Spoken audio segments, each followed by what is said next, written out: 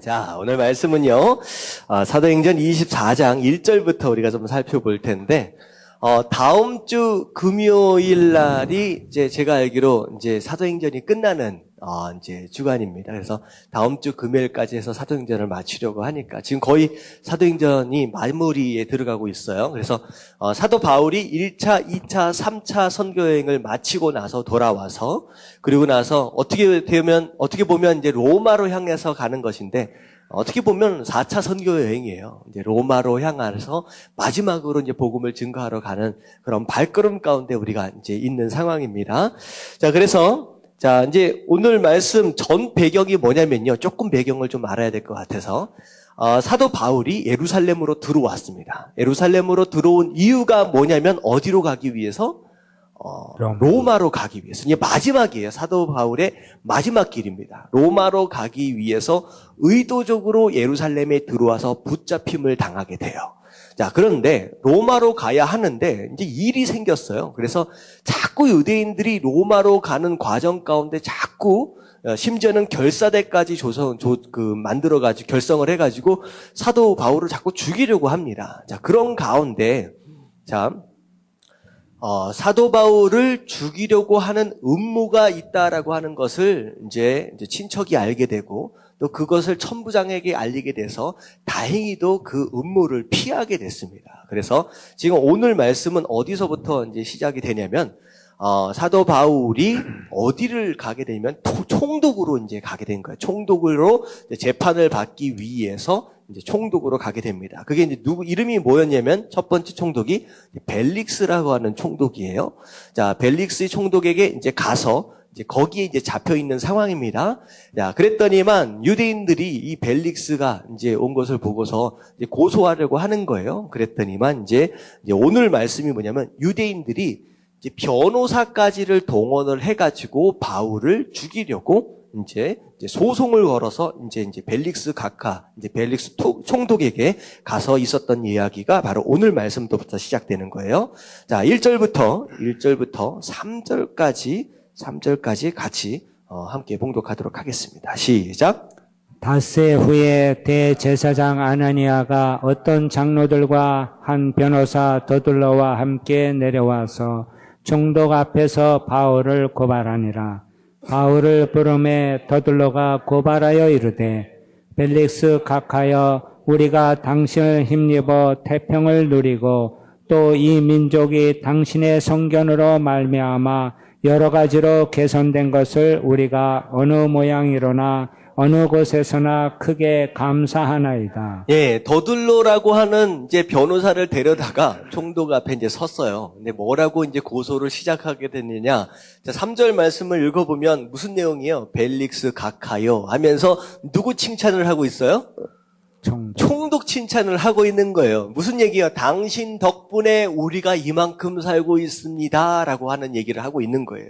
자, 이 벨릭스라고 하는 총독은 로마 총독입니다.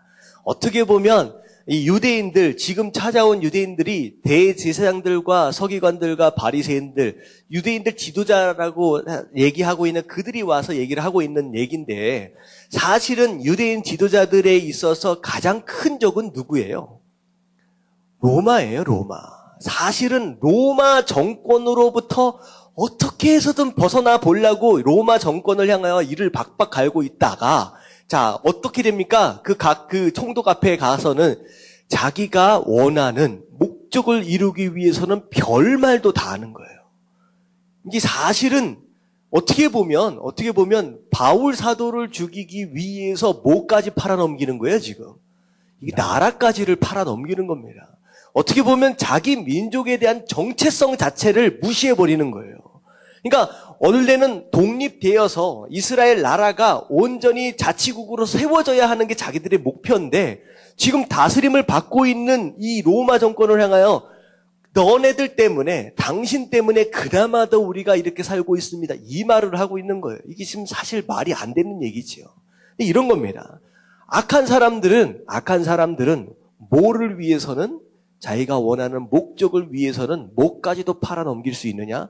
나라까지도 자존심까지도 어떻게 보면 신앙까지도 팔아넘길 수 있다라고 하는 거예요. 그러니까 우리가 이제 볼 때 굉장히 중요한 게 뭐냐면 목적과 수단 여러분들 이게 다 중요한 거예요. 목적과 수단 이게 다 중요한 거예요. 내가 무엇인가를 이루기 위해서 내가 무엇에 희생하고 있느냐라고 하는 것을 우리가 면밀히 살펴볼 필요가 있습니다. 하나님의 뜻을 이룬다라고 하면서 어떻게 보면 이들은요 나름대로 또 하나님의 뜻일 수도 있어요. 무슨 얘기인지 아시겠죠? 바울 사도가 크리스찬들을 죽이기 위해서 그렇게 올라갔잖아요. 다메섹까지.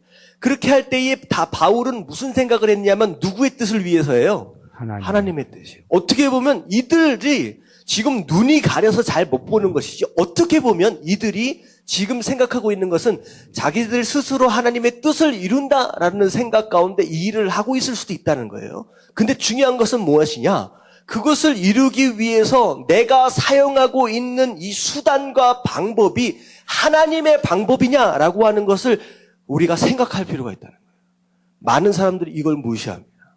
무엇인가를 이루기, 심지어 교회 안에서도 무엇인가를 이루기 위해 희생이 하나님의 뜻과는 상관이 없는 방법과 수단을 사용해서 이렇게 될 수 있다는 거예요. 사실 마찬가지예요. 우리가 사실 그렇지요. 우리가 캠핑을 갈 때 우리가 기대했던 것이 무엇이냐? 가서 잘 먹고 잘 씻고 잘 놀다가 재밌게 놀다가 오는 것이 우리의 목적이었어요. 근데 그 목적이 이루어졌습니까? 이루어지지 않았습니까? 사실은 그것이 우리가 원했던 목적이긴 했어요. 하지만 어쩌면 하나님께서 원래 준비하신 목적이 그게 아니었을 수도 있다는 거예요. 뭐가 하나님께서 원하셨던 목적이었을까요? 사실 그런 어렵고 힘든 상황 가운데서도 우리가 어떤 식으로 반응했느냐라고 하는 것을 하나님께서 오히려 더 주목하고 계셨을 수도 있다라고 하는 거예요. 그런 상황 가운데서도. 그렇다라고 한다면 목적이 이루어졌어요? 이루어지지 않았어요? 이루어진 겁니다. 다시 말하면 하나님에게 있어서 우리의 수단 자체가 우리가 사용하고 있는 그 방법 자체가 중간의 과정 자체가 하나님에게 있어서는 오히려 그게 목적일 수 있다는 거예요. 그렇기 때문에 우리가 어떤 상황에 어떻게 반응해야 하느냐 그리고 목적이 이루어지느냐 안 이루어지느냐라고 하는 걸 떠나서 우리가 모든 것들에 있어서 다 믿음으로 행할 수 있어야 된다라고 하는 거예요. 그래서 우리가 지금 이 사람들이 지금 뭐 하고 있는 거예요? 지금 하나님의 뜻을 이루고 있는 거예요? 뭐 하고 있는 거예요? 그냥 자기 욕심을 채우고 있는 거예요. 여러분 어느 순간에서도 어떤 방법이든 수단이든 상관이 없이 하나님의 뜻에 합당한가 합당하지 않은가라고 하는 것을 항상 생각하시면서 하나님 뜻 안에서 반응하시고 그렇게 행동하시길 주님의 이름으로 축원합니다. 아멘. 아멘. 자, 이 사람들은 이제 이것 자체가 틀려 먹었다라고 하는 것입니다. 근데 중요한 게 뭐냐면 사실 5절 말씀이 너무 중요해요. 이들이 바울을 향하여 고소하는 내용이 뭐라고 하는지 한번 5절 말씀 같이 한번 읽어봅니다. 시작. 우리가 보니 이 사람은 전염병 같은 자라 천하에 흩어진 유대인을 다 소유하게 하는 자요 나세렛 이단의 우두머리라. 자, 5절 말씀 가운데 여러분들 눈 안에 마음에 탁 꽂히는 단어 하나가 있을 것 같아요. 뭐일 것 같아요? 뭐예요? 전염. 네, 전염병. 여러분들 이런 얘기를 들어야 합니다. 크리스찬은 전염병 같은 사람이 되어야 돼요. 옆에 계신 분 얼굴 한번 쳐다보시고 당신은 진짜 전염병 같은 사람입니다. 한번 얘기 좀 한번 해주세요. 좀 잘 좀 해주세요. 전염병. 자, 어떤 병을 옮기는 사람이에요? 예수병이에요, 예수. 전염병의 특성을 보면 어떤 특성이 있느냐? 뭐 하는 특성이 있어요? 전염시키는 특성이 있습니다. 근데 혼자는 안 있어요. 꼭 옆에 사람한테 옮깁니다.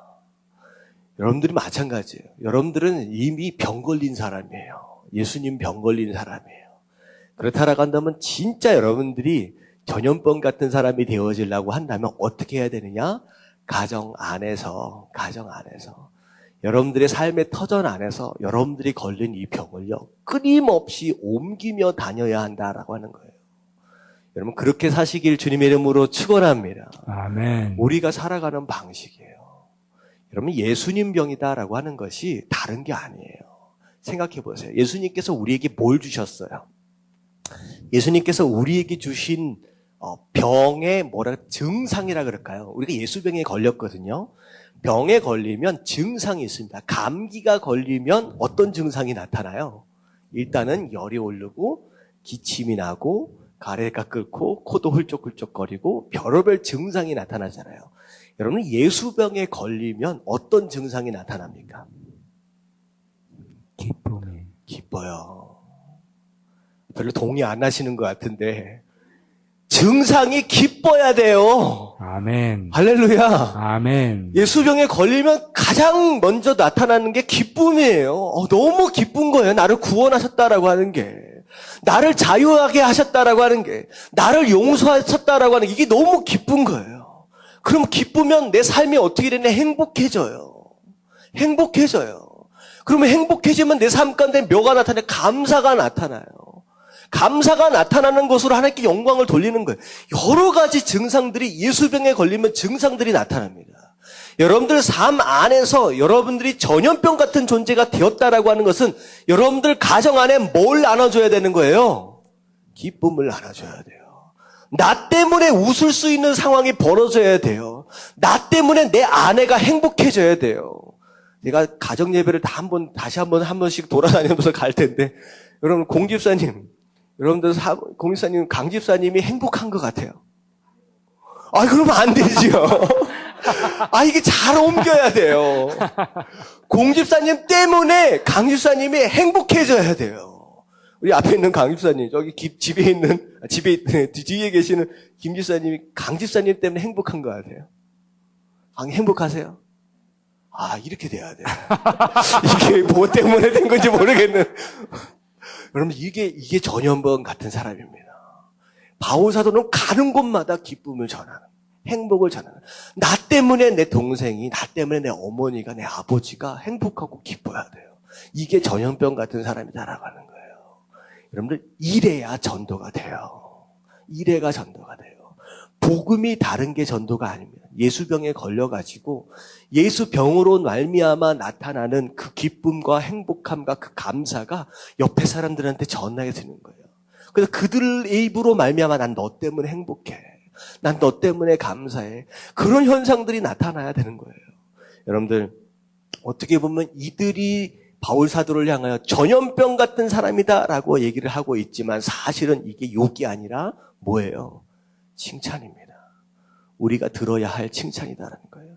심지어 뭐라고까지 얘기하느냐? 그 주변에 있는 사람이 아니라 어디에 흩어져 있는 사람들? 천하에 흩어져 있는 유대인들까지 다 소유시킨다는 거예요. 내 주변에 있는 사람들뿐만 아니라 나랑 상관이 없는 저 멀리 있는 사람들까지도 이 병을 막 전염시키고 다닌다는 거예요. 여러분들 이게 전도고 이게 선교예요. 여러분 다른 데서 뭐 하려고 하지 마시고요. 전도하려고 예수를 어떻게 전해야 할까? 여러분들 그렇게 고민하지 마시고요. 여러분들이 받은 그 기쁨과 행복함과 그 감사함을 여러분 주변에게 전할 수 있는 저 여러분들 되시길 주님의 이름으로 축원합니다. 아멘. 아멘. 자, 그렇게 칭찬을 오히려 받습니다. 그러면서 사방 이단을 뻗치고 다닌다, 펼치고 다닌다. 그런 얘기를 이제 8절, 9절까지 다 얘기를 하는 거예요. 자, 이제 더둘로라고 하는 이 변호사가 그런 얘기를 하니까 옆에 서 있던 9절 말씀 보니까 유대인들, 이제 대제사장들과 이제 그 바리새인들이겠죠. 그 사람들이 옆에 서가지고 맞다, 진짜 그랬다라고 지금 얘기를 하는 거예요. 자, 넘어가겠습니다. 자, 넘어가서 사도행전 24장 10절부터 12절까지의 말씀 같이 한번 읽도록 합니다. 시작. 총독이 바울에게 머리로 표시하여 말하라 하니 그가 대답하되 당신이 여러 해 전부터 이 민족의 재판장 된 것을 내가 알고 내 사건에 대하여 기꺼이 변명하나이다.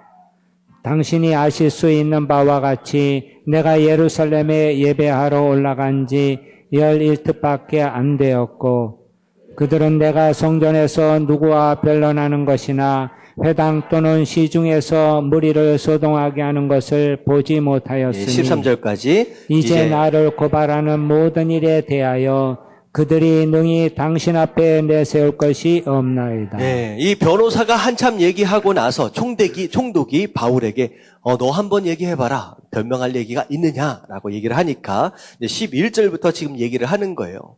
사실 예루살렘에 와서 바울 사도가 복음 전하고 다녔던 사실 그럴 시간이 거의 없었습니다. 그래서 원래 결례대로 일주일 동안 결례를 행하고 별로 시간이 없었어요. 그렇기 때문에 시간적으로 나는 이런 일을 저지를 만한 시간도 없었고 물어보십시오. 내가 그런 일을 했는지 내가 소요를 일으키는 그런 일들을 했는지 증거를 대라고 하면 이들이 증거를 댈 수 없을 것입니다. 라고 얘기를 하는 거예요. 그리고 나서 14절부터 쭉 나오는 내용은 무엇이냐? 이 총독이 사실 유대인 지역을 다스리고 있는 총독이기 때문에 유대인들의 문화와 종교를 아는 사람입니다. 그냥 아무것도 모르는 사람이 느닷없이 와서 다스리지 않아요. 이 로마라고 하는 그 나라가 무식하지 않습니다.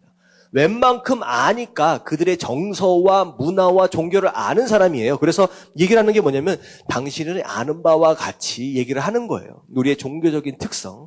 그리고 구약 시대부터 우리 민족이 기다려왔던 그 메시아에 대한 거, 부활에 대한 거, 우리에게 주시는 어떤 그 소망에 대한 내용들을 내가 전한 것뿐입니다. 라고 쭉 얘기를 하는 거예요. 자, 그랬더니만 이제 22절을 또 보니까 벨릭스가 뭐라고 이제 알았느냐. 22절, 23절 같이 읽겠습니다. 시작.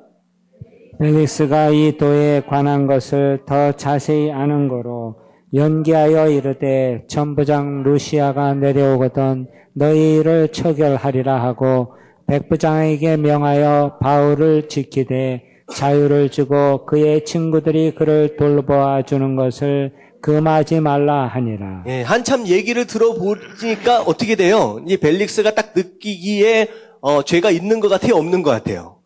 없는 것 같은 거예요. 그러자니 참 내어주기가 좀 애매해. 또 고소하는 이 유대인들이 또 지도자들이 왔네. 또 민족의 지도자들이.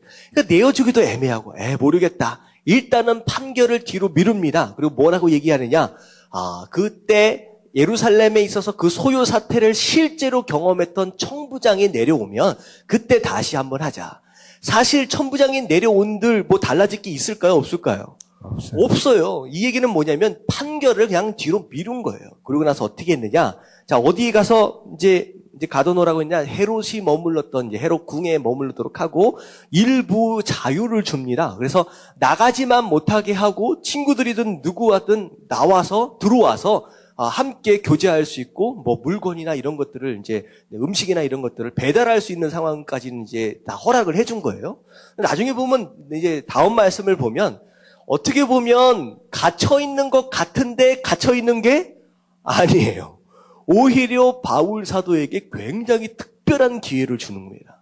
사실, 이게 갇혀있는 상황 가운데 몇 년을 가게 되냐면요. 2년을 가게 돼요, 2년을. 2년 동안 갇혀있는 가운데 바울 사도가 뭘 하게 되느냐? 여기서 성경 공부 모임을 시작합니다. 그리고 여기에서 거의 대부분의 서신서들을 쓰게 돼요. 그래서 우리가 보고 있는 그 신약 성경의 뒤에 부분에 나오는 바울 서신서들 있잖아요. 거의 대부분의 서신서들이 요때 그리고 로마에서 이렇게 갇혀 있었을 때 써요. 그러니까 사도 바울은 가만히 있지를 못하는 성격이에요. 그러니까 가둬놓지 않으면 뭐 할 사람이에요? 전도할 사람이에요. 그렇다면 어찌되었든 성경을 쓰고 서신서를 쓰도록 하려 그러면 하나님이 어떻게 하셔야 돼요? 가둬놔야 돼. 이게 참 보면 풀려나는 것이 오히려 좋을 것 같은데 아니라는 거예요. 오히려 갇혀있는 것으로 인하여서 더 특별한 하나님의 뜻이 이루어진다는 거예요. 만약에 바울 사도가 안 갇혀 있었으면요, 우리가 보고 있는 서신서의 대부분은 없습니다. 우리가 신약 성경이 뭘로만 이루어질 수 있을 가능성이 높으냐면 앞에 있는 복음서만 써져 있을 가능성이 높아요. 바울 사도가 거의 대부분 썼거든요. 그렇게 보면 참 우리가 사람의 눈으로 볼 때 이거 힘들다, 어렵다, 여기서 빨리 나갔으면 좋겠다라고 하는 오히려 그것 자체가 오히려 더 큰 하나님의 뜻이 이루어지는 것에 있어서 굉장히 중요한 것일 수 있다라고 하는 거예요. 그래서 지난주에 제가 주일 설교에 말씀을 드렸죠. 감사하면 돼요, 그냥 거기서. 내가 알지 못하니까, 이해하지 못하니까. 지나고 나면 아, 그거였구나라고 하는 깨닫는 순간이 있어지게 된다라고 하는 거. 그래서 혹시나 지금 약간 이 바울 사도처럼 감옥에 갇혀 있는 듯한 답답한 분들이 계시다라고 한다면 오히려 그 답답함에 감사하시길 주님 이름으로 축원합니다. 아멘. 그 답답한 그 제약되어 있는 이 상황을 충분히 누리십시오. 여러분들 거기에 하나님의 뜻이 분명히 있어요. 왜 이런 상황을 허락하셨는지. 바울 사도가 그 안에서 왜 안 풀어져 신세 한탄하고 원망하고 울고불고 했다라고 한다면 이 서신서가 쓰여질 수 없었다라고 하는 거예요. 여러분들 깨달아지시길 주님의 이름으로 축원합니다. 아멘. 그리고 지금 이 총독은요, 어떤 권한이 있는 사람이냐면요, 바울의 목숨을 들고 있는 사람이에요. 여러분들 재판관 앞에 설 때는요, 굉장히 두렵습니다. 실제로 이거는 죽느냐 사느냐라고 하는 문제거든요. 근데 바울이 지금 이 벨릭스 총독 앞에서 쫄고 있습니까? 아니면 담대하고 있습니까? 담대. 아, 이건 담대함이에요. 할 말 다 하고 있습니다. 다 하고 있어요. 나중에 보면 왕 앞에서 할 말 다 해요. 복음을 다 전하고 있습니다. 여러분 제가 캠핑 가서 제가 말씀을 드렸는데 기억하실 수 있을 것 같아요. 이런 담대함은 어디에서부터 오느냐? 두 가지로부터 온다라고 말씀을 드렸어요. 첫 번째, 무엇으로부터 온다고요? 복음에 대한 확신. 네, 복음에 대한 확신. 제가 그 말씀은 이게 오송 교사님한테만 한 게 아닌데. 첫 번째 뭐였습니까? 복음에 대한 네, 복음에 대한 확신. 그리고 두 번째, 이런 담대함이 어디서부터 와요? 선한 양심. 선한 양심을 따라서 살아간 살아간. 다시 거룩함이에요, 거룩함. 크리스찬에게 있어서의 담대함은 이 두 가지로부터 나옵니다. 내가 믿고 있는 복음이 얼마나 확실한가라고 하는 거기에 대한 확신이 없으면요, 이런 담대함이 절대 나오지 않아요. 약장수가 약 파는 거 한번 보신 적 있으세요? 저는 약장수를 한 번도 본 적이 없는데 그런 얘기를 했대요. 약장수가 막 파는데 진짜 별것이 아닌 것 가지고 만병통치약인 것처럼 팝니다. 마치 지금 이 약을 먹으면 어떻게 될 것 같아요? 암이라도 나을 것 같이. 아마 자기는 한 번도 먹어보지도 않았을 것 같아. 얼마나 확신을 가지고. 근데요, 그 약장사가 탁 떠나간 다음에 누군가가 옆에 와서 전도를 하는데, 예수 믿어보세요. 이러고 전하고 있더라는 거예요. 그 약장수가 딱 찾아가서 얘기를 하는 게 뭐냐면, 그 얘기를 하더래요. 확실하냐는 거예요. 자기가 약을 팔 때 어떤 마음으로 전하느냐, 어떤 마음으로 파느냐, 이 약을 먹으면 죽은 사람도 살릴 수 있다라고 하는 그 믿음으로 전한대요. 가짜를 팔면서도.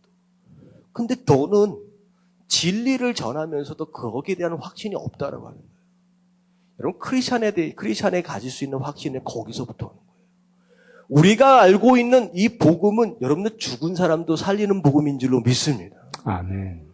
여러분들 아무리 심한 상처를 입은 사람도 이 복음만 들으면 치유받을 수 있다라고 하는 확신이 있으십니까? 아멘. 여러분들 이런 확신이 없으면요, 이게 안 나와요. 여러분들 그런 확신이 없으면 담대함이 안 나온다는 거예요. 그렇다라고 한다면 무슨 복음을 어떻게 듣고 그 사람이 변화될 수 있느냐라고 하는 것입니다. 여러분 전도할 때 가지고 있는 확신은 이런 확신이 있어요. 이것만 믿으면 산다. 이것만 믿으면 회복된다. 이것만 믿으면 우리가 다시 살아날 수 있다라고 하는 이런 믿음이 확신이 들어오실 때 이런 담대함이 나오는 거예요. 바울이 지금 전하고 있는 복음이 그겁니다. 너도 믿으면 구원받을 수 있다는 거예요, 지금.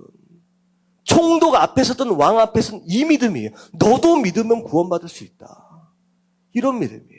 두 번째 뭐예요? 거룩함이에요. 내가 말씀 믿고 내가 주님 앞에서 양심을 따라 거룩하게 살아보려고 몸부림쳤다는 거예요. 여러분 죄가 들어오는 순간 사단은 반드시 유혹해 옵니다. 야, 네가 뭘. 여러분 이 말에 속으면 안 돼요. 하지만 우리는 반드시 뭘 노력해야 되느냐? 말씀에 순종하려고 몸부림치는 흔적들이 있어야 돼요. 어찌되었든 거룩하게 살아보려고 죄야 멀리 해보려고 몸부림치는 흔적들이 우리 삶 가운데 있을 때 그때 담대함이 나오는 거예요. 사실 목사도 마찬가지예요. 단위에 딱 서가지고 여러분들 거룩하게 살지 못했으면요. 일주일 동안 거룩하게 살지 못했으면요. 담대하게 선포가 안 돼요. 주눅듭니다. 사단이 그걸 가지고 노략질 하는 거예요. 여러분들, 그래서 이 두 가지를 여러분들 기억하십시오. 세상 앞에서 비굴하게, 찌질하게 그렇게 살지 마시고, 담대하게 살아가려면 뭐에 대한 확신? 복음에 대한 확신이에요. 그리고 두 번째는 거룩함입니다. 이 두 가지를 바울이 다 갖췄어요. 이거 그 누구 앞에서도 눈을 딱 똑바로 쳐다볼 수 있는 거예요. 나는 확실하다는 거죠. 그러면서 여러분들 사시면서 이 확신과 이 거룩함으로 말미암아 세상을 향하여 고개 떨구지 마시고 담대하게 고개 들시고 어깨 쭉 펴시고 그렇게 살아갈 수 있는 저 여러분들 되시길 주님의 이름으로 축원합니다. 아멘. 아멘. 이거야 이거. 자, 그랬더니만 이제 가둬놨어요. 자, 그 다음에 어떻게 됐는지 쭉 보도록 하겠습니다. 자, 24장 24절부터 26절까지의 말씀이에요. 자, 어디까지 좀 보나. 26절까지 말씀 같이 한번 읽도록 하겠습니다. 시작. 수일 후에 벨릭스가 그 아내 유대 여자 드루실라와 함께 와서 바울을 불러 그리스도 예수 믿는도를 듣거늘 바울이 의와 절제와 장차 오는 심판을 강론하니 벨릭스가 두려워하여 대답하되 지금은 가라 내가 틈이 있으면 너를 부리라 하고 동시에 또 바울에게서 돈을 받을까 바라는 거로 더 자주 불러 같이 이야기하더라. 자, 27절까지 더 읽겠습니다. 시작. 이태가 지난 후 보르기오 베스토가 벨릭스의 소임을 이어받으니 벨릭스가 유대인의 마음을 얻고자 하여 바울을 구류하여 두니라. 자, 저 며칠이 좀 지났습니다. 이제 벨릭스가 이제 지금 그 바울을 이제 어떻게 했느냐? 불렀어요. 불러서 뭘 하느냐? 이 벨릭스의 아내가 누구예요? 유대인이에요, 유대인. 그러니까 복음을 알아요, 대충. 메시아관에 대해서 알아요. 성경을 아는 사람이에요. 그러니까 한번 들어보자라고 얘기를 했는데 참 이 바울 사도가 재밌는 것 같아요. 어떻게 보면 이 25절에 보니까 바울이 이 벨릭스에게 무엇에 대해서 얘기를 했느냐? 바울이 의와 절제와 장차 오는 심판에 대해서 얘기했다는 거예요. 자, 의가 뭘까요? 의가 그냥 하나님의 뜻이지요. 어떻게 사는 것이 옳은 것이냐라고 하는 것에 대해서 얘기했다는 거예요. 어떻게 사는 것이 옳은 것이냐. 그리고 절제는 뭐예요? 내가 멈춰 서야 될 때를 안다라고 하는 거죠. 근데 총독, 엄청난 권력을 누리는 이 사람에게 있어서는 가장 심각한 얘기입니다. 이 사람이 의롭게 살았겠습니까? 그냥 자기 마음대로 살았어요. 어떻게 보면 사람들의 생사여탈권을 쥐고 있는 이런 권력, 의로운 사람하고는 굉장히 거리가 먼 사람이라는 거죠. 자기의 욕심, 자기의 원하는 것을 위해서는 사람 목숨도 우습게 생각할 수 있는 이런 사람, 의하고는 좀 상관이 없는 사람이죠. 절제, 많은 것들을 원하는 만큼 누리는 사람입니다. 뭐가 부족하겠습니까? 근데 뭘 얘기하냐? 의롭게 살지 않으면, 절제하지 않으면 어떻게 된다? 심판받는다는 거예요. 심판받는. 이 얘기를 딱 들으니까 벨릭스 마음 가운데 어떤 마음이 들어왔어요? 두려워요. 겁난다는 거예요. 큰일 나겠대. 근데 두려운 마음이 들었는데, 자, 어떻게 했어요? 지금은 가라. 내가 틈이 있으면 너를 부르리라. 자, 이게 주일날 말씀드렸던 얘기입니다. 바로의 바로됨이 뭐예요? 오늘이 아니라 내일이라는 거야, 내일. 회개할 수 있는 기회가 왔어. 근데 깨달음도 있었다는 거야. 찔림이 있었다는 거예요. 근데 언제 회개하겠다는 거예요? 내일 하겠다는 거예요. 다음에 하겠다는 거예요. 기회가 옵니까, 안 옵니까?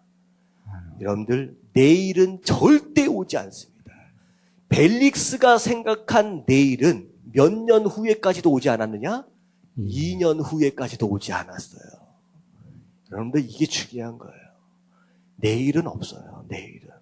내일이라는 시간은 절대 오지 않습니다. 그래서 스펄전 목사님 뭐라고 말씀하셨느냐? 하나님의 시간은 언제? 오늘. 사달의 시간이 내일이다라고 했어요. 여러분들, 깨달음이 있고 순종할 수 있는 이런 마음들 지금 주신다라고 한다면 언제 순종해야 돼요? 오늘. 지금 해야 돼요. 오늘. 그러면 신앙인은요, 오늘을 활용할 줄 아는 사람이에요. 벨릭스 이 기회를 놓칩니다. 첫 번째 어떤 기회를 놓쳤느냐? 회개할 수 있는 기회를 놓쳤어요. 내일 하자라고 하는 이 마음 때문에 놓쳐버렸어요. 그 다음에 동시에 이제 26절에 보니까 바울을 가둬놓고 가만히 뒀어요. 뭘 기대했느냐? 보니까 이제 사람들이 왕래를 하는 것 보니까요. 이제 귀부인들도 막 왕래를 하는 거예요. 돈 있는 사람들. 딱 보니까 혹시나 내가 바울을 좀 잘 대해주면 뭐가 떨어질 것 같은 거예요. 콩고물이라도 뭐라도 하나 떨어질 것 같은 거예요. 그래서 은근히 바라는 마음에 혹시나 재물, 혹시나 떨어질 수 있을까라고 하는 기대 가운데 또 바울을 또 잡아놓고 그러고 있었다라고 하는 거. 그리고 세 번째 이유가 있어요. 바울을 끝까지 잡아놓은 이유가 무엇이냐? 풀어주면 누가 서운해할까 봐서. 유대인들이에요. 유대인들의 마음을 또 얻고자 하는 마음에 이 정치인들의 또 이제 딜레마지요. 뭐가 정인지 알고 있음에도 불구하고 그래도 민심이 또 중요하거든. 자기 자리 지켜보려고 결국은 그것 때문에 회개의 기회를 놓쳤다라고 하는 거예요. 저는 이 말씀을 통하여 기회에 대해서 좀 생각하기 원해요. 여러분, 이 벨릭스는 어떤 기회를 받았느냐? 회개의 기회를 얻었습니다. 하지만 이 기회를 놓쳐버렸어요. 뭐 때문에 놓쳤느냐? 내일 하자. 그리고 세상적인 욕심 때문에. 그리고 내가 지금 누리고 있는 것에 대한 아쉬움 때문에 결국은 이 기회를 놓쳐버렸습니다. 근데요, 이 기회는 하나님께서 우리 가운데 끊임없이 주고 계시는 기회입니다. 우리에게 주시는 기회는 세 가지 기회가 있어요. 첫 번째는 회개의 기회입니다. 두 번째는 축복의 기회입니다. 세 번째는 사명의 기회예요. 이 세 가지 기회를 끊임없이 우리의 삶을 통하여 주고 계세요. 그런데 많은 사람들이 이 기회를 어떤 이유로 인하여 놓치고 있느냐?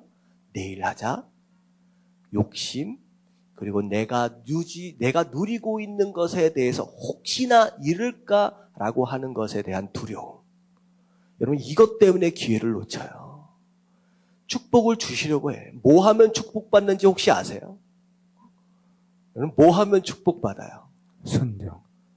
뭐 하면 축복받아요? 여러 가지 있을 수 있지만 제너럴하게 말씀을 드리면 말씀에 순종하면 축복을 누립니다. 그러면 이 기회를 무슨 이유 때문에 있었는지 이걸 놓치는 사람이 너무 많아요. 그리고 여러분들에게 사명의 기회를 주실 때가 있어요. 봉사할 수 있고 헌신할 수 있는 그것도 엄청난 기회인데 많은 사람들이 이걸 기회를 놓쳐요. 근데 내가 만약에 이런 기회들이 하나님께서 주실 때 내 약점이 있을 수 있습니다. 내가 뭐 때문에 자꾸 기회들을 놓치는지. 사람들마다. 어떤 사람은요, 자꾸 미루다가 기회를 놓치는 사람이 있어요. 어떤 사람은요, 과감하게 결단하지 못해서 또 기회를 놓치는 사람이 있습니다.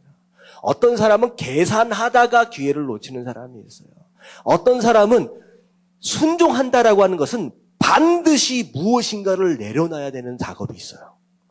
이건 확실합니다.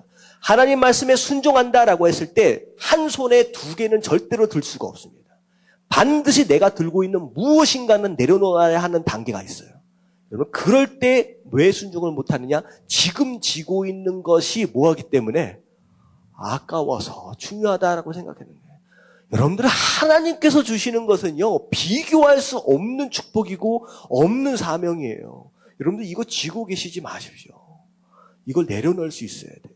그래서 정말 축복을 누리고 사명을 감당하는 사람은 내가 들고 있는 이것을 과감하게 내려놓을 줄 아는 사람이에요. 생각해 보세요. 여러분들 대단한 무엇인가를 좀 지고 계십니까? 여기서 연봉 1억씩 받는 분 계세요? 대단한 무엇을 지고 있다라고 생각하시면 제가 좀 이해라도 가겠는데, 여러분들 그렇게 아니면요, 내려놓으세요. 여러분들이 지고 계시는 그것보다 훨씬 더 가치 있는 것들을 하나님께서 준비하셨다라고 하는 거. 여러분들 빨리 순종하시길 주님의 이름으로 축원합니다. 아멘. 별로 집착할 만한 것도 없잖아요. 할렐루야. 아멘. 아니 얼굴 표정을 보니까 어디 집에다가 금덩어리라도 하나 숨겨놓으신 것처럼. 여러분, 그거 아니에요. 하나님께서 주신 것은 그거 아니에요. 자, 그래서 벨릭스는 결국은 기회를 놓치고 2년이 지나갔어요. 자, 어쨌든 어떻게 됩니까? 잘렸는지 어떻게 됐는지 잘 모르겠습니다. 새로운 총독이 왔어요. 이름이 뭡니까? 27절에 보니까 베스도. 베스도라고 하는 새로운 총독이 이제 왔습니다. 자, 왔더니 총독이 바뀌니까 유대인들이 이제 기회를 다시 잡아보려요. 벨릭스한테 계속 가서 얘기를 했는데 벨릭스가 판결을 안 내리고 2년을 끌었잖아요. 얼마나 답답하겠습니까? 새로운 총독이 왔대. 그러면 한번 얘기를 하자.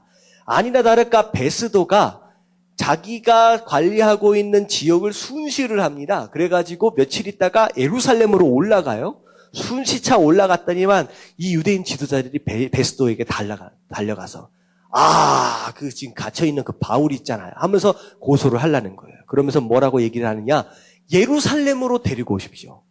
그러면 여기서 다시 한번 재판을 합시다. 그랬더니 이 베스도가 만만치가 않아요. 어떻게 해요? 사실은 원래 예루살렘으로 오는 사이에 뭐 하려고 그랬어요? 또 중간에 숨어 있다가 죽이려고 그랬어요. 하지만 베스도가 호락호락하지 않습니다. 아니다. 나 다시 돌아갈 거니까 니들이 내려오라 라고 얘기가 된 거예요. 자, 그래서 넘어가겠습니다. 넘어가서 25장 말씀입니다.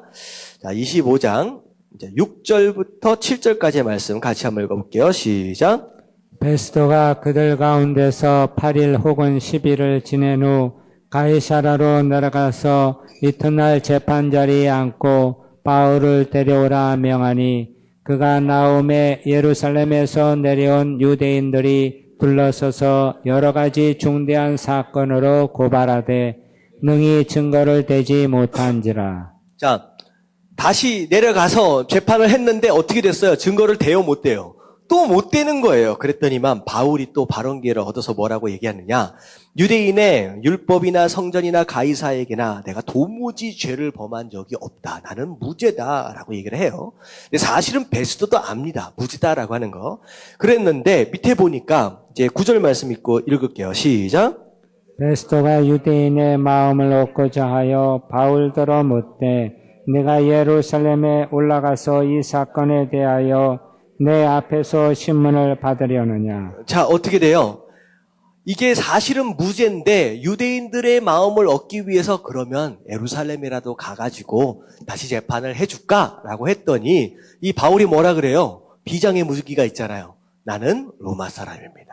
로마 사람들만이 이제 경험할 수 있는 특권, 이게 뭐냐면 시저한테, 가이사에게 내가 상소할 수 있다는 거예요. 이게 뭐냐면 지방법원, 고등법원, 헌법재판소 이렇게 있잖아요. 여기서 안 되면 위로 상소하고 여기서 안 되면 위로 상소하고, 이게 이제 헌법재판소까지 내가 가겠다라고 이제 얘기가 되는 거예요. 자, 근데 이게 보면 이 베스도의 이제 상황 자체가 무죄라고 하는 걸 알지만 무죄라고 판결을 내리지 않아요. 뭐 때문에? 유대인의 마음을 얻기 위해서. 여러분들, 이게 정치인들이 가지고 있는 소위 말하면 치사함이에요. 치사함. 근데요, 정치를 해보신 분들은 이해가 갑니다. 유대인들의 마음을 못 얻으면, 자, 이때 당시는 총독이 지명을 받아서 하는 거잖아요. 권력이 대단한 거예요. 근데 오늘날 정치인은 누가 뽑아요? 국민이 뽑아요. 여러분, 정치인이 머리가 아주 아픈 사람들입니다. 정치인이 머리가 아주 아프고 곤란한 사람들이에요. 사실은 정치를 웬만큼 해보면 전 잘 모르겠습니다. 정치인들이 똑똑한 사람입니다. 여러분, 우리가 보통 사람들이라고 이제 생각하는 우리가 생각할 때에 그 사람들을 우습게 여길 사람이 아니에요. 만나서 얘기를 해보면 달라요, 사람들이. 뭐가 나라를 위한 것인지 알아요. 하지만 못해요. 왜냐하면 국민들이요, 무지하기 때문에. 여론을 수렴한다, 국민의 뜻, 좋은 것처럼 얘기하죠. 옛날 얘기, 이런 얘기가 있어요. 어떻게 보면 국민들을 뭐라고 얘기를 하냐면요, 무지하다라는 표현들을 해요. 왜냐하면요, 밥 좀 더 주고 배 채워주면요, 그것으로 좋아할 게 국민이에요. 다른 세상 얘기가 아닙니다. 생각해 보세요. 우리한테 현실적으로 우리 애들 공짜로 학교 갈 수 있도록 해준다 그러면 안 싫어할 사람 누구에 있겠습니까? 세금 감면해 준다 그러면 싫어할 사람이 누가 있겠습니까? 솔직히 국민의 마음이 그런 거예요. 근데 정치인들이 그렇게 정치를 하면 나라가 어떻게 될 것 같아요? 다 공짜로 다 퍼주고, 망해요. 그러니까 정치인은 이 둘 사이에서 저울질을 할 수밖에 없는 거야. 여러분들, 그래서 제가 원하는 건 뭐냐면요. 남자들끼리 모여서 제일 좋아하는 얘기가 무슨 얘기인지 아세요? 첫 번째, 군대 이야기. 두 번째, 정치 이야기. 우리 예담교회 성도들은요, 군대 얘기는 제가 봐드릴게요. 군대 얘기는 하십시오. 정치 이야기 하지 마십시오. 정치 이야기 하지 마십시오. 정치가 누가 어쨌느니 저쨌느니 여러분들 그거 별로 중요하지 않아요. 정말로 크리스천으로서 우리가 해야 하는 행동은요, 그들을 향하여 손가락질하고 비판하는 것이 아니라 뭐 하는 수밖에 없어요? 기도해야 돼요. 이렇게 말들을 잘 안 해줘요. 뭐 해야 돼요? 기도해야 돼요. 우리가 뭐라고 얘기한다라고 해서 그들이 들어요, 안 들어요? 안 들어요. 우리는 기도할 수밖에 없는 거예요. 하나님, 그들로 하여금 지혜롭게 하여 주시옵소서. 하나님, 그들로 하여금 정말로 들어야 할 소리를 듣게 하여 주시옵소서. 사실 국민의 소리를 들어야 합니다. 하지만 국민의 소리도 가려 들어야 돼요. 정말로 나라를 위한 소리를 들을 줄 알아야 돼요. 하나님, 그들에게 그런 지혜를 허락하여 주시고, 정말로 하나님을 두려워하게 하시고, 하나님의 의로운 것이 무엇인지를 알게 하시고, 하나님, 그들로 하여금 제대로 정치하고 제대로 다스릴 수 있도록 해달라고 기도하십시오. 여러분들, 정치 이야기, 그런 얘기는요, 결론도 안 나. 그리고 하고 나서, 자 생각해, 하고 나서 은혜가 충만합니까? 딱 하고 났더니, 얘 못돼 먹었어. 얘 못돼 먹었어. 다 비리고 뭐 어찌고 저찌고, 한참 하고 나서 은혜가 막 충만하고 성령 충만이 막 올라와가지고, 막 방언이 터지고 막 그럽니까? 대답들을 안 해서. 공감을 이렇게 해주셔야지. 아니에요. 그런 얘기 가지고 성령 충만하지 않아요. 은혜 충만하지 않아요. 오히려 그것으로 인하여 무슨 마음만 생기냐? 나라에 대한 불만만 생기는 거예요. 생각해 보세요. 여러분들, 제가요, 깜짝 놀랐습니다. 제가, 미안한 얘기지만, 13년 전에 미국 가 있을 때만 해도 어르신들은 어떤 어르신들이었느냐?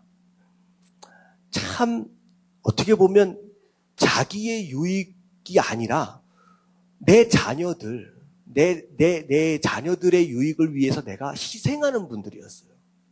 그래서 거의 어르신들한테는 불평불만하는 얘기를 들어본 적이 별로 없어요. 우리 어르신들 세대는 그랬습니다. 근데 딱 돌아와서 보니까, 전철을 탔는데 제가 너무 편파적인 것 같지만 모르겠습니다. 어르신들끼리 나누는 얘기를 잘 들어보세요. 뭐에 대한 얘기인가? 전부 다 불평불만이에요. 전부 다. 옛날 10년 전, 20년 전에 어르신들이 누리고 있는 것과 지금 어르신들이 누리고 있는 것과 비교해 보세요. 어느 시대가 더 많이 누리고 있는 것 같아요? 지금이에요. 하지만 그들 입에서 뭐가 나와요? 불평불만이 나와요. 그거 아니에요. 내가 얼마나 많은 것을 누리느냐, 이게 아니에요. 이미 감사가 떠나버렸어. 행복해요? 행복하지 않아요? 오히려 10년 전, 20년 전 그 어르신들이 더 행복했어. 내가 조금 희생해서 내가 좀 불편하는 것으로 인해 내 자녀들이 잘 크고 있는 이 모습으로 행복했어. 지금은 아니에요. 여러분, 뭐가 행복한지를 잘 알아야 돼요. 정치, 이런 것들, 불평, 불만, 아니요. 행복해지지 않습니다. 오히려 불평, 불만, 내 인생이 더 불행해져요. 진짜 행복한 것은 그들을 위해서 기도하는 거예요. 그리고 해서 감사하십시오. 진짜 딱 까놓고 얘기해서 북한에 태어났다고 생각해 보세요. 예배 못 드려요. 예배 드릴 때 숨어서 드려야 돼요. 감사하시길 주님의 이름으로 축원합니다. 아멘. 지금 이게 완벽해서 감사라는 게 아니에요. 이게 완벽해서 감사라는 게 아니라 감사해야 행복해지기 때문에. 아멘. 네, 마찬가지 정치인들이 아주 복잡한 사람들입니다. 그래서 혹시나 정치 하시려고 하시는 분들이 있으면 여러분들 국민의 소리를 잘 들으시고, 그리고 이미 되신 분들을 위해서 여러분들 기도할 수밖에 없어요. 그렇게 하시길 주님의 이름으로 축원합니다. 아멘. 그랬는데 끝까지 또 안 풀어주네, 이 베스도가. 근데요, 아까 전에 비슷한 내용이지만, 만약에 베스도가 야, 너 부재다, 바울 사도 너 나가라 라고 했다면 어떻게 됐을까요? 바울 사도는 나가는 즉시 죽습니다. 나가는 즉시 죽어요. 사실 바울 사도는 풀려나면 어떻게 될지 아는 사람이기 때문에 사실 좀 상황이 다를 수 있어요. 하지만 어떤 경우 우리가 당하고 있는, 경험하고 있는 이 문제가 해결되면 너무나도 좋을 것 같은데 해결되는 순간 우리에게 뭐 될 수도 있느냐? 재앙일 수 있어요. 오히려 갇혀있는 것이 바울 사도에게 유익인 것처럼 오히려 그 문제 가운데서 끊임없이 몸부림치고 있는 그것 자체가 우리에게 은혜일 수 있다는 거예요. 왜? 우리는 모르기 때문에. 그래서 아까 전에 결론을 어떻게 내리느냐? 범사에 뭐하라? 감사해라. 지나고 나면 깨닫게 돼요. 지나고 나면. 여러분들 지나간 세월들을 한번 쭉 보십시오. 그때 그걸 허락하신 이유가 있었다라고 하는 거. 결국은 그것으로 인하여 바울 사도는 결국 어디로 가게 됩니까? 로마로 가게 됩니다. 이제 이것은 무엇이냐? 어찌 되었든 누구의 뜻은 이루어진다? 하나님의 뜻은 이루어진다라고 하는 거예요. 자, 넘어가도록 하겠습니다. 자, 그런 가운데 무슨 일이 있었느냐? 갑자기 이제 아그리빠 왕이 이제 이 총독을 방문해 옵니다. 이게 이제 수일 후라고 얘기를 하는 것 보니까 앞에 있는 수일 후 이게 더해서 보니까 약 한 2주가 안 돼요.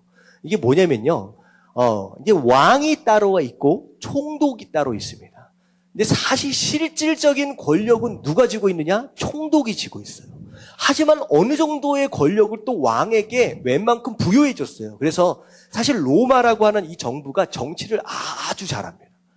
누군가에게 막강한 힘을 딱 쏟아준 게 아니라 지역도 비슷비슷해요. 그런 가운데 이 미묘한 어떤 권력, 이게 텐션이라고 해요. 긴장감 있잖아요. 그걸 의도적으로 줘서 어떻게 하느냐? 이 정치의 질을 높이는 거예요. 그러니까 왕도 어느 정도 권력이 있는데 총독도 권력이 있어. 그렇기 때문에 민심을 얻기 위해서 어떻게 해야 돼요? 두 사람은 어떤 관계가 돼요? 경쟁적 관계가 되는 거예요. 이걸 미묘하게 이 로마 정권이 사용합니다. 그런데 어찌 되었든 실권은 총독에게 좀 더 있어요. 실제적으로. 그렇기 때문에 아그리빠 왕이 문안을 옵니다. 방문을 왔어요. 어느 정도 이게 약간 속이고 들어간 것 같아요. 그랬는데 또 어느 정도는 베스토가 또 왕을 또 대접을 해줍니다. 근데 왕이 딱 오는데 베스토가 머리가 탁 돌아가는 거예요. 지금 이 바울 사도를 누구에게 보내야 돼요, 지금? 로마. 이게 가이사 시저에게 보내야 돼요. 근데 이 바울이 죄가 있습니까, 없습니까? 없어요. 죄가 없는데 시저에게 보내면 누가 욕먹어요? 자기가 욕먹게 생겼는 거예요. 그러니까 명백한 뭐가 없는데, 증거가 없는데, 야, 네가 해결했어야지 라고 하는 핀잔을 들을 수밖에 없는 거예요. 이 베스터가 아주 똑똑해. 그래서 어떻게 하느냐? 아그리빠 땅에 왕이 딱 오는 순간 아그리빠 왕이여 하면서 이 바울 사도 얘기를 쭉 해요. 이런 사람이 있어서 내가 구류하고 있다. 한번 들어보시겠습니까? 하니까 이 왕이 마치 해결되어지지 않은 문제를 부탁받은 것처럼 어떻게 보면 나를 인정해 준 것 같은 느낌이 들잖아요. 그러니까 왕은 나름대로 위신이 쓰는 거예요. 그리고 베스토는 지고 있던 이 무거운 짐을 누구에게 덜어놓는 거예요? 이 아그리빠 왕에. 이 성경을 보면 참 재밌습니다. 딱 덜어놓는 거예요. 자, 그리고 나서 이게 이제 다음 장 이제 22절부터 이제 보면 아그리빠 왕이 거기서부터 이제 바울과 대면해서 이야기를 하는 거예요. 이제 그런 가운데 베드로가 아니라 이게 헷갈립니다. 바울 사도가 이 아그리빠 왕 앞에서도 복음을 담대하게 쫙 전해요.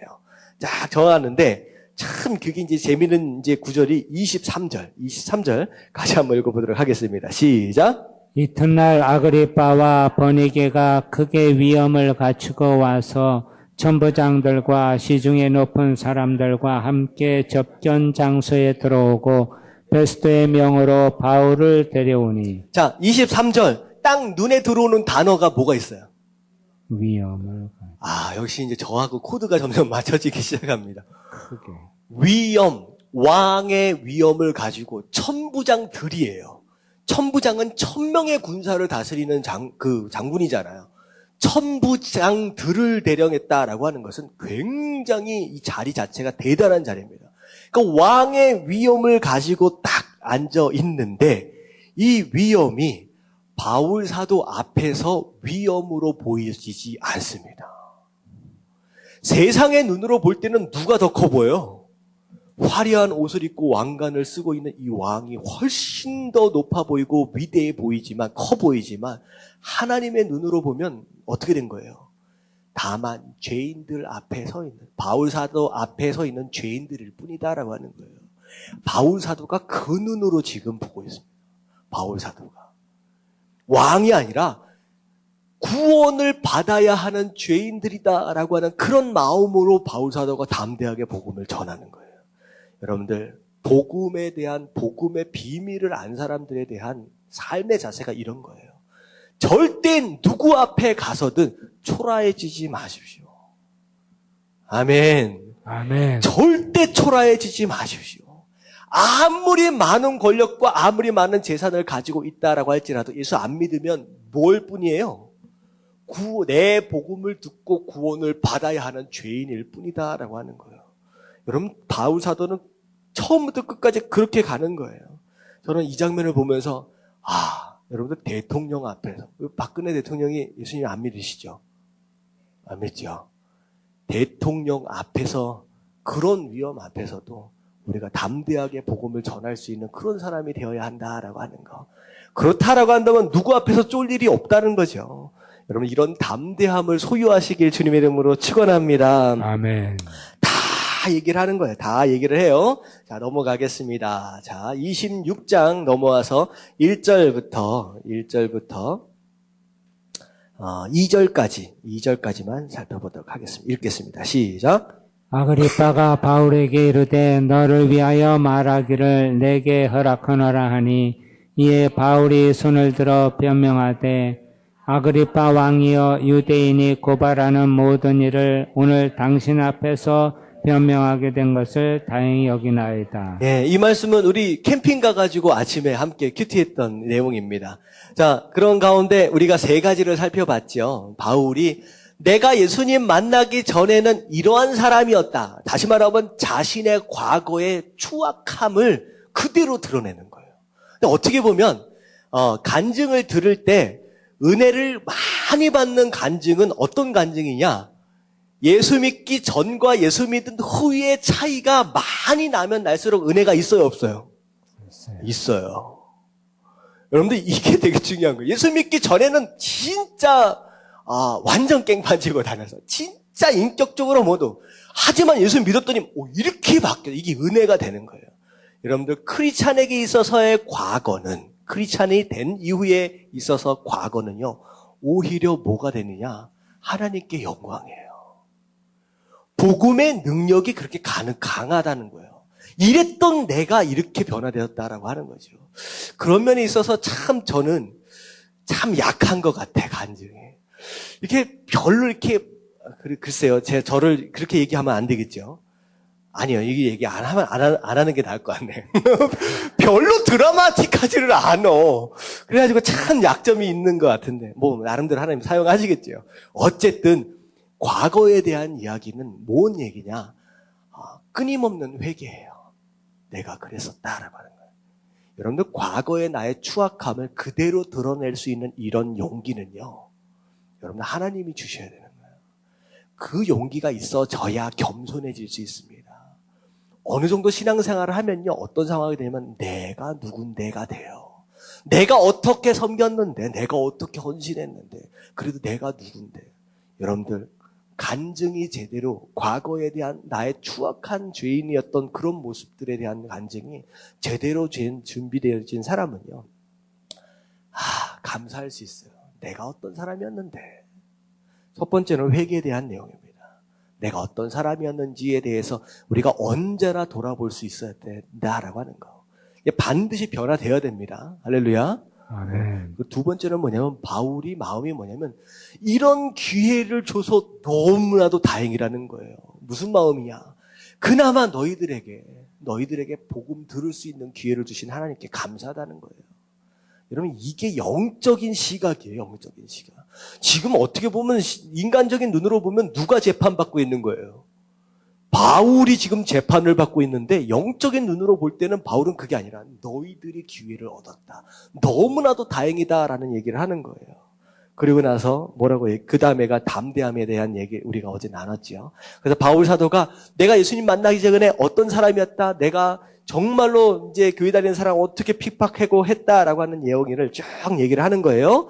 그리고 나서 13절에서부터 보니까 내가 예수님을 빛 가운데 만나서 내가 이렇게 변화되었다라는 거예요. 근데 중요한 내용이 14절 말씀이 한 구절 있어요. 14절 말씀 같이 한번 읽어보도록 하겠습니다. 시작. 우리가 다 땅에 엎드려짐에 내가 소리를 들으니 이분이 말로 이르되 사울아 사울아 내가 어찌하여 나를 박해하느냐 가시체를 뒷발질하기가 내게 고생이니라. 자, 눈에 딱 들어오는 단어 어떤 단어입니까? 가시체. 네, 가시체. 자, 바울의 그 간증이요. 사도행전에 전체적으로 나오는 간증이 3번이 등장을 하는데 유독 마지막 나오는 이 간증에서만 이제 표현되는지는 어휘입니다. 가시체를 뒷발질한다. 이게 무슨 얘기냐? 짐승들이 이제 땅을 이렇게 팔고 이제 일을 할 때 어떻게 하느냐? 채찍으로 막 때리는 게 아니라 뒤에 이제 막대기 같은 거에 이제 가시처럼 이렇게 뭘 이렇게 따끔따끔한 것을 이렇게 박아놔요. 그래서 이제 앞으로 가라, 뒤로 가라 말 안 들면 살짝 돼요. 그래서 따끔따끔 거리면 그것을 알고 이제 가는 거죠. 근데 이 짐승이 이 따끔따끔 거리는 것에 제대로 반응하는 것은 앞으로 가는 것이거든요. 근데 이게 제대로 반응하지 않고 고집을 부리면 어떤 상황이 벌어지냐? 따끔따끔 하는 이것을 어떻게 해요? 발로 찬다는 거예요. 여러분, 발로 차면 어떤 상황이 벌어질까요? 진짜 아프게 되죠. 이런 겁니다. 인생이 있어요. 우리가 나아갈 길이 있어요. 어느 순간에 하나님께서 우리가 잘못 가면 뭘 들기 시작하시느냐? 가시체를 들기 시작해요.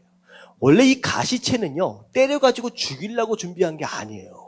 탁탁탁 건드려가지고 제대로 따끔따끔 거리는 가운데 가도록 하는 거예요. 근데 내 인생 가운데 따끔따끔한 일들이 벌어지는데 어떻게 해요? 고집 부리면 어떻게 됩니까? 이걸 차기 시작하는 거예요. 누구만 손해예요? 나만 손해예요.